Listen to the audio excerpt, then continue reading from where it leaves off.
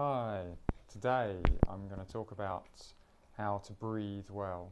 This is maybe the most fundamental, absolutely basic thing you need to be able to do to sing, and it's the thing that most people screw up, honestly, including really quite good singers. Like I think they're really good musically, and they're really good from an emotional point of view, and they've got some really expressive things going on here, and they screw up their breathing and kind of get away with it, but cause themselves a lot of grief probably in the process. It's the thing that allows you to be consistent more than anything, and it certainly opens up areas of your voice that you probably wouldn't experience otherwise without proper breathing control. And I say breathing control more than sort of breathing power, because it's not actually that important to be able to take a massive capacity from your lungs. You don't have to put much air through these things.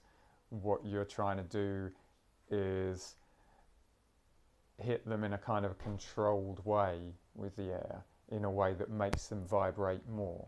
So it's more efficiency of energy rather than amount of energy. And that needs control. So you've probably heard or read the explanations. What you've got down here, you've got a diaphragm. And what that is it's a dome-shaped muscle. It kind of curves up like this into your chest. And when you contract it, so it's relaxed like this, and then you contract it and it pushes down and forwards and outwards, backwards to some degree. And that it sort of, as you contract it, it goes flat. And then as you release it again, it curves up again. And of course, above all this is your lungs. So when it's contracted and it's flat, there's more space for your lungs. Simple. The tricky bit, of course, is allowing the space to allow that to happen in a relaxed and easy way. Because unfortunately, like, breathing is one of these habitual things, and probably, like, if, I don't know, if someone's ticking you off at work or something, or you've got some stress with your kids or whatever, just you'll get into habits in those situations of kind of, different sorts of breathing habits will occur, and they're going to still be there to some small degree while you're singing, and they're probably going to get in the way. So, I mean, first of all, I think I'm going to describe to you what it feels like to breathe using, as far as possible, just that diaphragm muscle. So what'll happen, it's a bit like if you were going to push on something with your arm, right? The difference between if you pushed on something with your arm and you could just feel like a little bit of your bicep here just doing that push, versus like your whole arm doing that push. So every muscle along here engaged. And that's what I like to try and achieve in my diaphragm, and that's what I encourage students to try and achieve in their diaphragm. A feeling of the whole of that muscle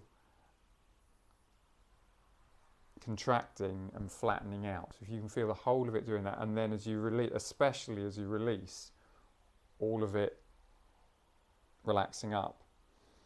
And I mean, it's not something that you'll achieve like the first time you do it, probably. Honestly, like, years teaching yoga somewhat helped me in that, because really what you're doing is you're, a lot of barefoot running actually did it as well, like long distance running. Because what you're doing is you're paying attention to what's going on in that muscle again and again and again. And as you do that, you start to refine your awareness of what's going on. So, I mean, if I can give you an example, actually, one of the things that you can't do without this breathing control is start and stop vibrato, right? It's virtually impossible to do that unless you have proper control over your breathing. So, for example, one of my songs, and I won't hit any copyright issues. How can I say?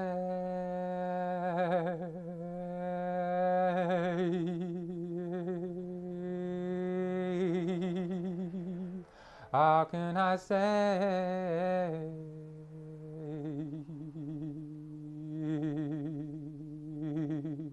And can you see it, like, every time I start and stop that vibrato, what I'm doing effectively is that this muscle is releasing. And every time it releases, it pushes more air out. So I'd like you to notice there that the out breath from the diaphragm there is actually, it's a release, it's a relaxation. It's not a forcing of air out. It's actually a relaxing process. And I mean, breathing as a whole is actually relax to breathe in and then relax to breathe out. Sounds crazy, huh? But what happens is, as you relax your diaphragm and you reach that point with the dome kind of like this, what'll happen is actually your stomach and abdomen area will become reasonably tight, probably, because it's effectively being sucked in and up by the pressure pulling it up in your abdomen.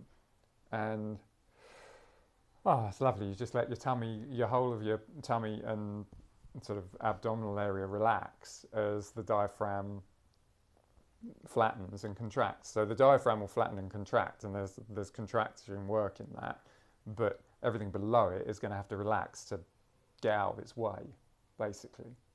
So it's relax to breathe in, relax to breathe out, and there's obviously some tension that occurs, but the thing that feels more that's more uppermost in my mind is the relaxation, because it actually feels rather nice. It's a nice feeling.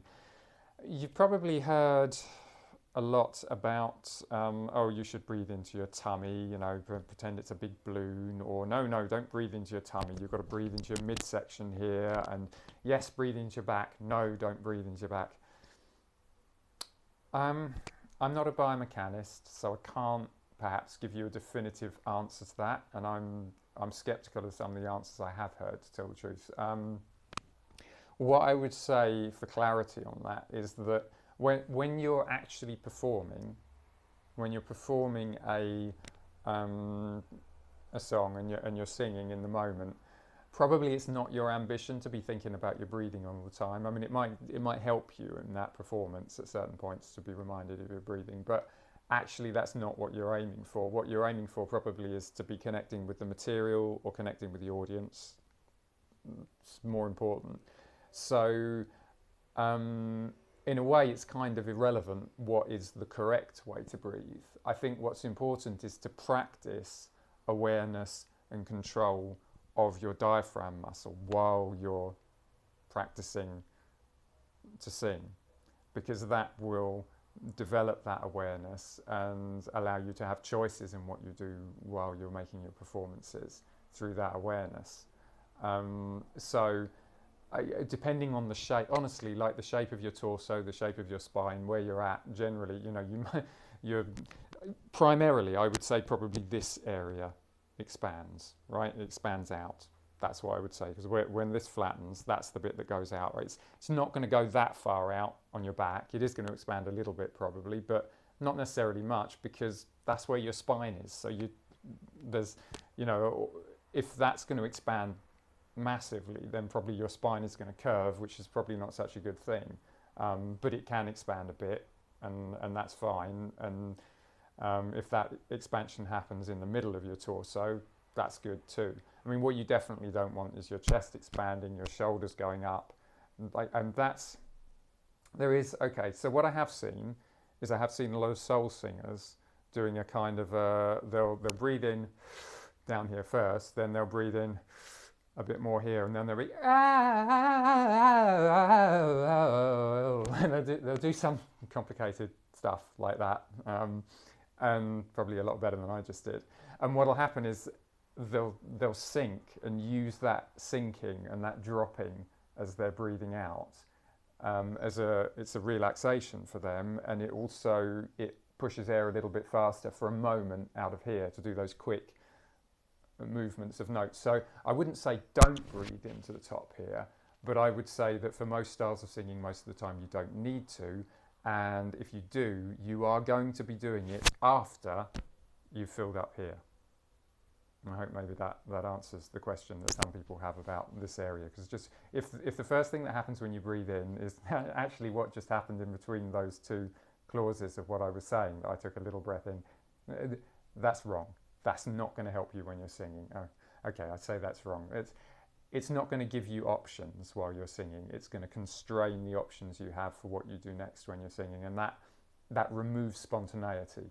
You know, the more options you have, and obviously then you choose one, but the more options you have, then the more spontaneity you have, and really what we're looking for in the breathing.